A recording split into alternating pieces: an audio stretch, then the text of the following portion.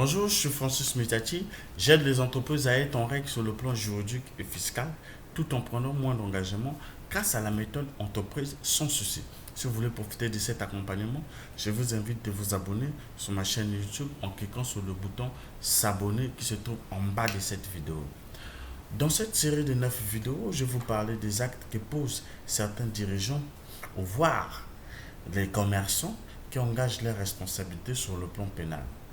Dans cette quatrième vidéo, je vais vous parler d'un acte que posent certains dirigeants et voire certains commerçants et qui engagent leurs responsabilités sur le plan pénal. Nous avons la banqueroute. La banqueroute est une infraction consistant pour un professionnel qui commet des actes de gestion frauduleuse, qu'il est déclaré sur une période de redressement ou une période de liquidation.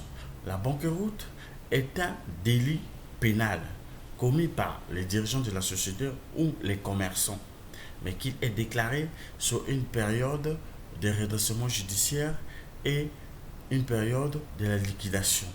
Pour qu'il y ait banqueroute, nous avons la réunion de deux éléments. Il y a le redressement judiciaire et le redressement et la liquidation.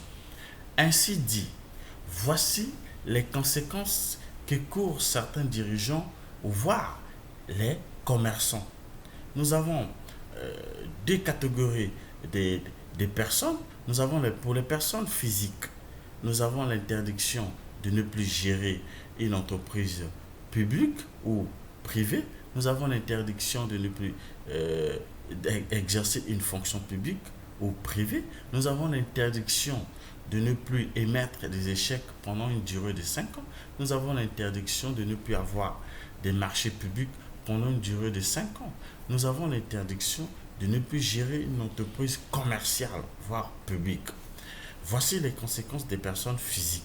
Et s'agissant des conséquences des personnes morales, voici les interdictions. Nous avons la dissolution de la personne morale, nous avons l'interdiction, exclusion des marchés publics, nous avons les amendes à payer. Voici les conséquences qui encourent les dirigeants de la société, voire les commerçants et même les sociétés. Ainsi, le code pénal congolais, dans son article, le code pénal congolais, dans son article 402,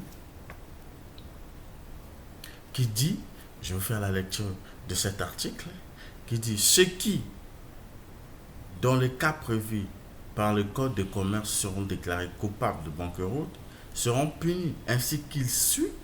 Les banqueroutiers frauduleux seront punis de la peine des travaux forcés à temps. Les banqueroutiers simples seront punis d'un emprisonnement d'un mois au moins et de 2 ans au plus. Voici les conséquences ou les sanctions que courent les dirigeants de la société, voire les commerçants, selon le code pénal congolais. Et nous avons ici le code OHADA qui parle de ça dans son article 226 portant sur les procédures collectives. Nous avons, je vais vous faire la lecture de cet article, de l'article du code OHADA. Nous avons les personnes déclarées coupables de banqueroute et des délits assimilés à la banqueroute sont passibles des peines prévues pour ces infractions par les dispositions prises par chaque État partie conformément à l'article 5 du traité OHADA. Voici les conséquences que courent les dirigeants de la société et voire les commerçants. Ainsi dit, comment éviter la banqueroute? Voici la solution. Pour éviter la banqueroute, il faut trouver une médiation pour trouver une solution. Il faut se tourner vers la justice. Il faut parler, c'est-à-dire il faut avoir des bonnes personnes, des personnes qui maîtrisent la gestion. Voici la solution. Pour savoir plus, je vous invite de vous abonner sur cette chaîne. Pour savoir plus, posez-moi des questions dans la description de cette vidéo. ou soit m'appeler par mon numéro de téléphone. Voici mon numéro. Plus 222 242 06 878 12 67. Ou me contacter par mail. Voici mon mail. fj.mitachi@gmail.com. Merci.